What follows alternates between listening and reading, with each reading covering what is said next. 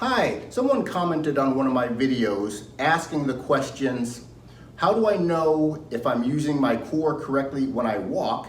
And don't I care about the movement of my legs and my feet when I walk? Those are really great questions, and I'm going to answer those questions as well as the similar question of how do I know if I'm using my core correctly when I walk in this video on moving with intention.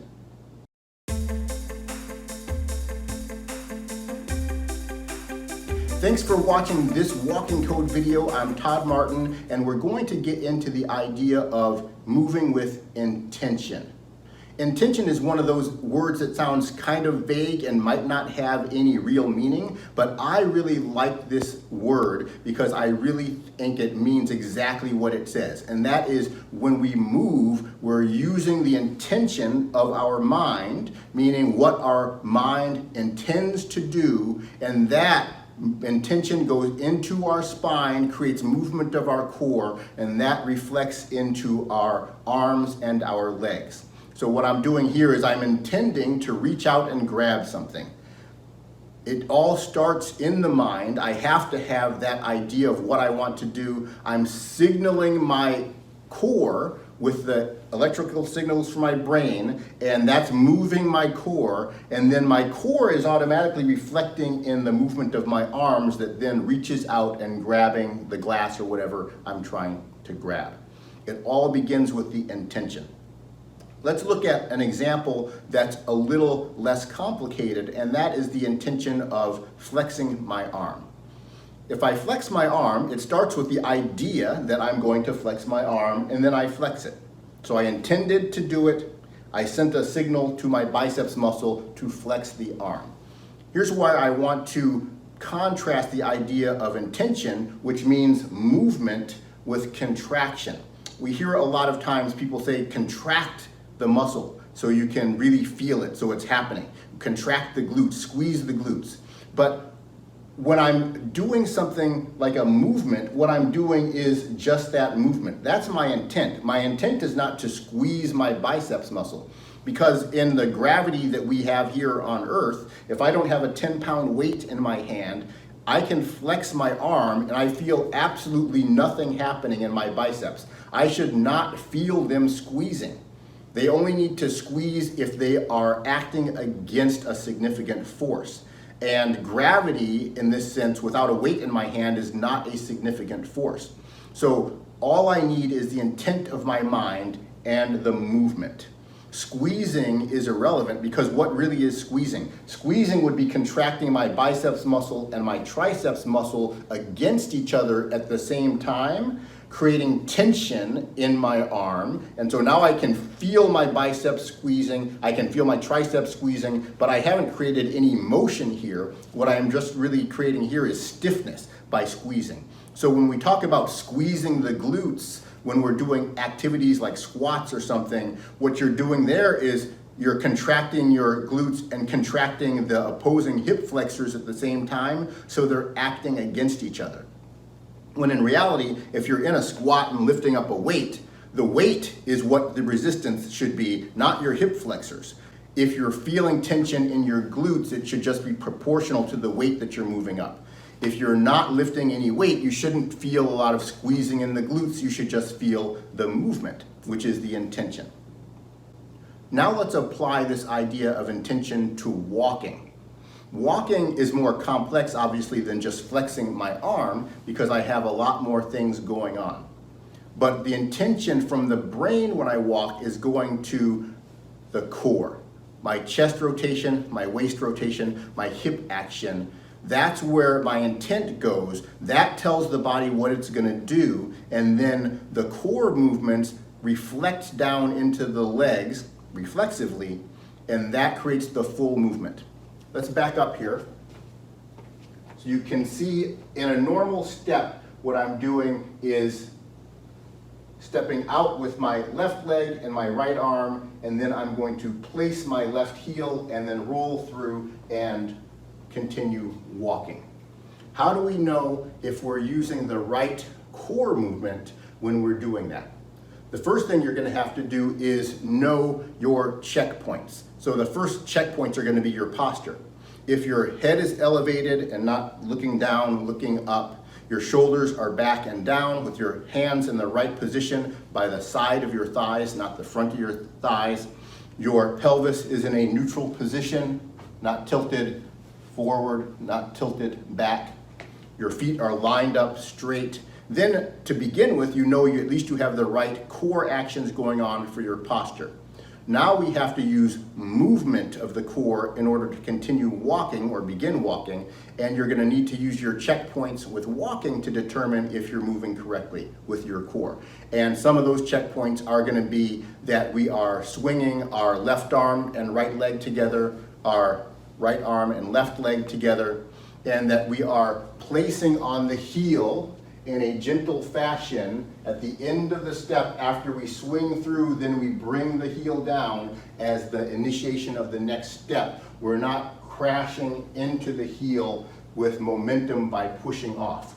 So if you find those checkpoints and you're doing them correctly, then you're using your core correctly by definition. If there's something going wrong with your walk, like you're landing on your heel very loudly, you don't have control, then there's probably something going on with the core that needs to get corrected. And I mentioned the term control. You should feel controlled when you're walking. You should feel like you're controlling the speed of your movement. You should feel like you're controlling the amount of force that lands on your heel, and then how you change that weight. All should be something under your control. And what I try to get to in these videos is getting you to be more conscious with the control. So let's look at how to be conscious with your core. And we can be conscious with our core by knowing the three elements of the chest rotation, the waist rotation, and the hip action, and how they interact with each other when we walk, because they all have to be working at the same time in conjunction with one another for us to move effectively. When we're walking, I like the term turn, tuck, lift to reflect the movements that we're doing when we walk. At the end of a step, with my left leg forward, my right arm forward, I'm going to initiate the next step by turning my chest forward on the left. I say turn. When my left heel touches the ground, that's when I'm going to change weight by tucking my pelvis on the left. This is using the lower abs. Tuck. And then I'm going to activate my hip flexion on the left side to finish the step. Lift. And then I'm going to continue. Turn, tuck, lift, turn, tuck, lift. So starting at the end of my left leg swing, I have turn, tuck, lift. That gets me to the end of this step, and now I have to start over on the other side. Turn, tuck, lift, turn, tuck, lift, turn, tuck, lift. The idea of those words, turn, tuck, and lift, is to put an intention into the movement. Those are actual things you're trying to do. I'm taking three individual actions. Turn, tuck, and then lift. Those are three intentions that I'm doing in sequence to make the movement of a normal walk happen. So I'm going to do that on my left side. Turn, tuck, lift. Now on my right side. Turn, tuck, lift. When you're doing these movements, all three actions are occurring at the same time, meaning I have an action going on in my chest, I have an action going on in my waist, and I have action going on in my hips, all simultaneously. It's just that when we're taking a step, what we're doing is changing one of those actions from a different movement during each phase of the step. So when I'm stepping forward with my left leg, I have at this moment flexion of my right hip, I'm tucked on my right, and I'm turning on my right. So the first thing I'm going to change is the turn. I'm going to change the turn on the right to a turn on the left. Then I'm going to change the tuck from tucking on the right to tucking on the left. Then I'm going to change the lift or the flexion of the hip from lifting on the right to lifting on the left. So that's why I say turn, tuck, lift, turn, tuck, lift.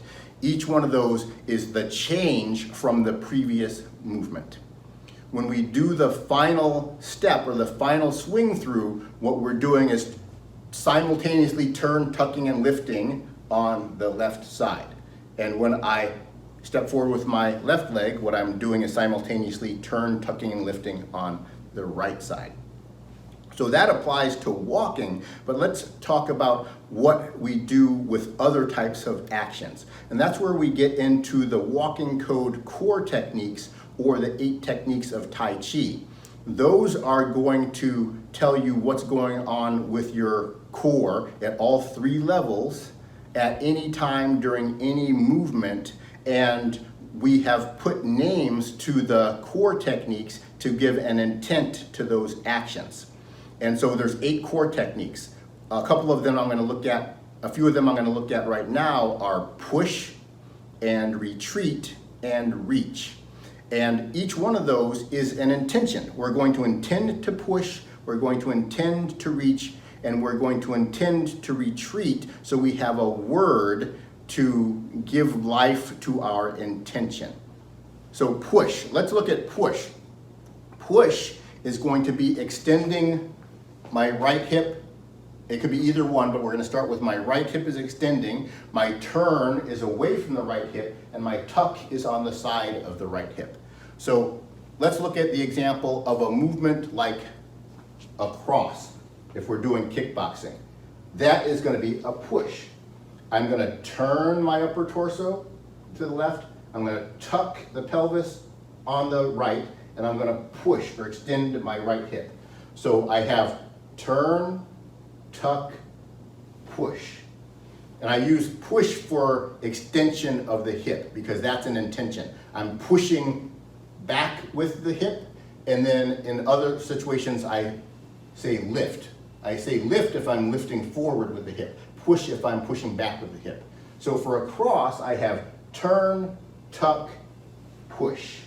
And you put them all together, turn, tuck, push, and you have a punch with the right hand. Now, let's look at the core technique of reach. In reach, I'm going to have the opposite turn and the opposite tuck.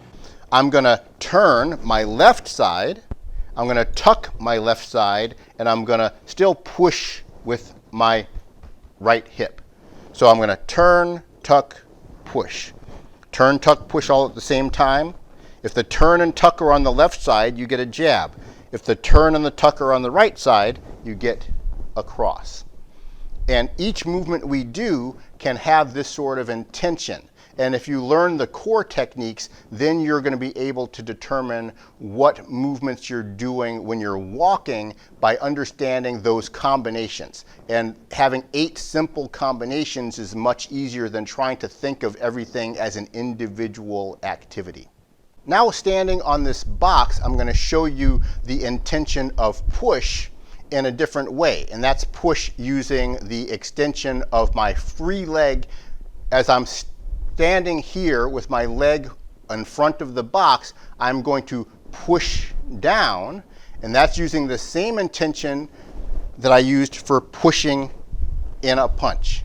I'm going to push down in order to step, and I'm going to turn this sideways. After I'm balanced on one leg, I'm going to push down. So I'm pushing down with my leg by turning, tucking, and pushing. In this position, I'm going to turn my upper torso on the right, I'm going to tuck on the right, and I'm going to push with my right hip. That combination of all 3 movements together causes me to lower in a very effective fashion, placing very gently on the ball of my foot before I then change weight. So I have turn, tuck, push. Let me come back up. Turn, tuck, push. Now, if I try to do the wrong motion, and here's where the intention of the core really has to be clear. Let's say I turn my left side clockwise as I'm trying to step down, and I try to do the same thing. Turn, tuck, push. What I get is that.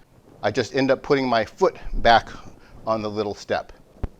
Now let's look at this. What if I turn the correct way which is my right side is turning, but instead of tucking on my right, I'm going to tuck on my left, and I extend my right hip, or push with my right hip. So I'm going to turn, tuck, push.